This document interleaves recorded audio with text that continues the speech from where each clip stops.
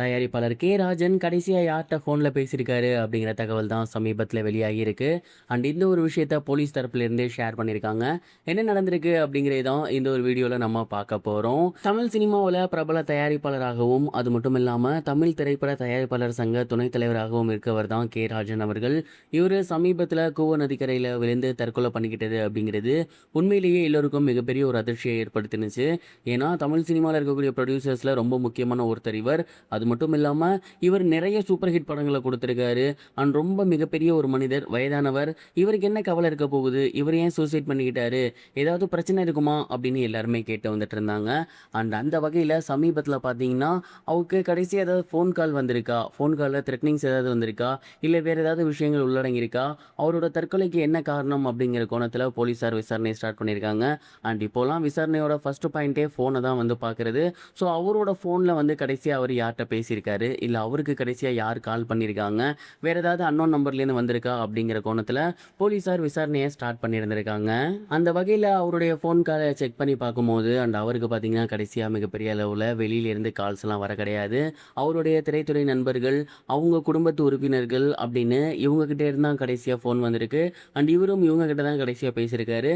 புதுசா எந்த ஒரு நபர்கிட்டயும் பேசல. எந்த ஒரு கால் மெசேஜஸும் வரல அப்படிங்கிறத போலீசார் கன்ஃபார்ம் பண்ணியிருக்காங்க. இதனால அவரோட தற்கொலைக்கு வெளிநபர் யாருமே காரணம் கிடையாது அப்படிங்கிறது தெரிய வந்திருக்கு. அண்ட் அவரோட தற்கொலைக்கு காரணம் என்ன அப்படின்னா, அவர் வந்து நிறைய பேத்துக்கு கடன் கொடுத்திருந்திருக்காரு. அதுவும் தமிழ் திரைப்பட தயாரிப்பாளர் சங்கத்தில் இருக்கக்கூடிய காசு எடுத்து கொடுத்திருந்திருக்காரு. பட் அவர் கடன் கொடுத்த நபர்கள் யாரும் கடனை திருப்பி தராம இருந்தது. மன அழுத்தம் ஏற்பட்டு, அதனால எங்க தன்னோட மானம் போயிருமோன்னு பயந்து தான் அவர் வந்து இந்த ஒரு முடிவு எடுத்திருக்காரு அப்படின்னு போலீஸ் தரப்புல இருந்து சொல்லியிருக்காங்க.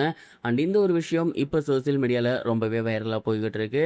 ராஜன் அவர்களோட மறைவுக்கு இதுதான் காரணம் அப்படின்னு தெரிஞ்சதுக்கு அப்புறம் எல்லோருக்குமே மிகப்பெரிய ஒரு சோகத்தை ஏற்படுத்தியிருக்கு.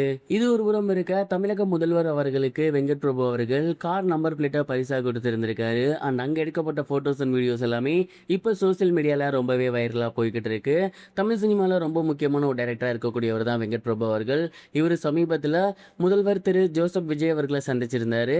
அண்ட் அப்போ இவங்க ரெண்டு பேரும் படம் பண்ணியிருந்தாங்க இல்லையா, கோட். அந்த ஒரு கோட் படத்தில் இருக்க நம்பர் பிளேட்டை பரிசாக கொடுத்திருந்தாரு. அண்ட் அந்த ஒரு நம்பர் பிளேட்டில் பார்த்தீங்கன்னா, விஜய் அவர்கள் அரசியலுக்கு வரதுக்கு முன்னாடியே, அதாவது ஒரு 2 இயர்ஸ்க்கு முன்னாடியே சிஎம் 2026 அப்படிங்கிற மாதிரி அந்த கார் நம்பர் பிளேட் வச்சிருந்திருப்பாங்க. அது ரொம்ப டேம் ஷூராகவே வெங்கட் பிரபு அவர்கள் கட்ஸோட வச்சிருந்தாரு. அண்ட் அந்த ஒரு கட்ஸ் வந்து இப்போ நடந்திருக்கு இல்லையா, விஜய் அவர்கள் அரசியலில் ஜெயிச்சு இப்போ தமிழ்நாட்டின் முதல்வராக உருவெடுத்திருக்காரு. அண்ட் அவருக்கு அந்த நம்பர் பிளேட்டை பரிசாக கொடுத்து தன்னோட வாழ்த்துக்களையுமே வந்து பதிவு பண்ணிட்டு வந்திருக்காரு. அங்கே எடுக்கப்பட்ட ஃபோட்டோஸ் அண்ட் வீடியோஸ் இப்போ சோசியல் மீடியாவில் வைரலாக போகுது. அண்ட் நிறைய பேர் வெங்கட் பிரபுவோட தைரியத்துக்கு வாழ்த்துக்கள் சொல்லி வந்த வண்ணம் இருக்காங்க. இது வரைக்கும் கனெக்டிங் டிவிக்கு சப்ஸ்கிரைப் பண்ணனா மறக்காமல் சப்ஸ்கிரைப் பண்ணிக்கங்க. உடனடி அப்டேட்ஸ் பெறுவதற்கு நோட்டிஃபிகேஷன் பெல்லையும் கிளிக் பண்ணிக்கங்க.